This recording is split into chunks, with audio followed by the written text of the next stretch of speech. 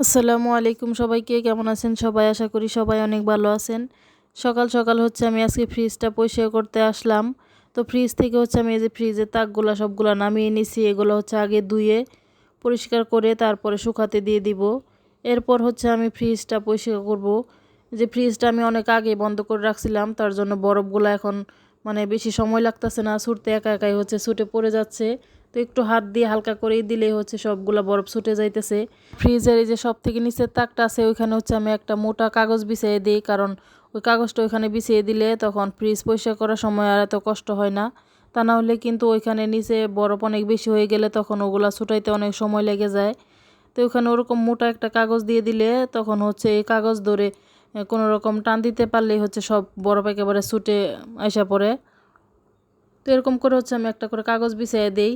তো এরপর যাই হোক, আমি পুরা ফ্রিজটাকেই একটা মাজুনি দিয়ে খুব ভালো করে ঘষে ঘষে একেবারে পরিষ্কার করে নিতেছি।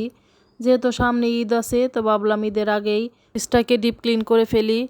আমি কিন্তু আমার ঘরে মোটামুটি যাই আছে, আমি প্রতিদিনই কোনো না কোনো কিছু ডিপ ক্লিন করতেছি। কিন্তু সব কিছু আসলে ওইভাবে ভিডিওতে দেখানোটা সম্ভব হয় না, কারণ সংসারে তো আরও অনেক কাজ থাকে, এটা আপনারা সবাই জানেন। রান্না বান্না, ঘরদোর গুছগাছ করা, ঘরদোর মোছামাছি করা, কাপড় চোপড় ধোয়া, সব কিছুই আমাদের নিজেদের করতে হয়। আমাদের আসলে ওরকম সামর্থ্য নাই যে আমরা কাজের মানুষ দিয়ে কাজ করাবো বা কিছু। তো পুরা সংসারের কাজটাই কিন্তু আসলে নিজেদেরই করতে হয়। তাহলে তো বুঝেন যে একটা সংসারের পিছনে কতটা সময় দিতে হয়। সব কিছু আসলেও সংসার মেনটেন করে তারপরে টুকটাক একটু ভিডিও আপনাদের সাথে শেয়ার করার জন্য চেষ্টা করি।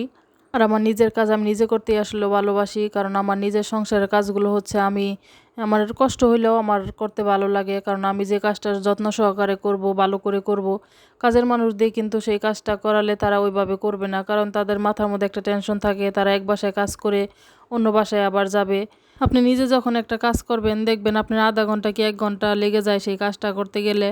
আর যখন একটা কাজের লোক দিয়ে ওই কাজটা করাবেন দেখবেন তারা 10 কি 15 মিনিটের ভিতরে এই কাজটা শেষ করে ফেলে বলবে যে কাজ হয়ে গেছে, চলে যাই। আর চলে যাওয়ার পরে যদি আপনি দেখেন যে কাজটা আপনার মনের মতো হয় নাই বা আপনি যেরকম বলছেন ওরকম হয় নাই, তখন কিন্তু কাজটা আবার আপনার করতে হবে।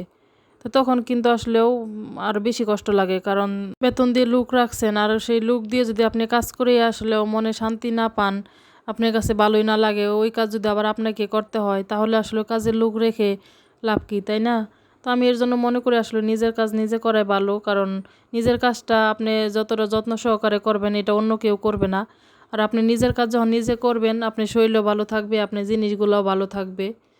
তো এটাই কথা। তো অনেক কথা বললাম, আর কথা বলতে বলতে কিন্তু আমার ফ্রিজটাও মোটামুটি প্রায় পরিষ্কার করা হয়ে গেছে। আর নর্মাল চেম্বারে দেখেন ফ্রিজের মাঝখানে কিন্তু এরকম একটা ছিদ্র থাকে, ওইখানে আমি একটা কাঠি দিয়ে পরিষ্কার করে নিই, কারণ ভিতরেও যখন ময়লা জমে যায় তখন ফ্রিজে পানি আটকায়া যায়, ওই ছিদ্রটা দিয়ে পানিটা নিচে চলে যায় আর ফ্রিজে পানি জমতে পারে না।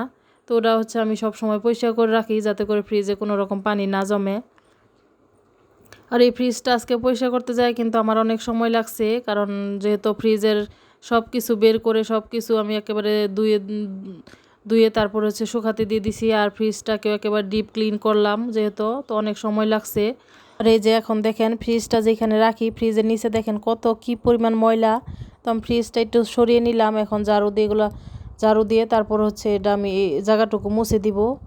আর এখন এই ময়লাগুলা কিন্তু দেখে অনেকে মনে মনে বলতে পারেন যে কি অবস্থা, দেখ ঘরের ভিতরে কত ময়লা, কি নোংরা। আসলে এখানে নোংরার কোনো কিছু নাই, কারণ যে কোনো জিনিস আপনি যখন একটা জায়গায় রাখবেন তখন কিন্তু ওই জিনিসটা সরানোর পরে ওটার নিচ থেকে অনেক ময়লা বের হবে, এটাই স্বাভাবিক।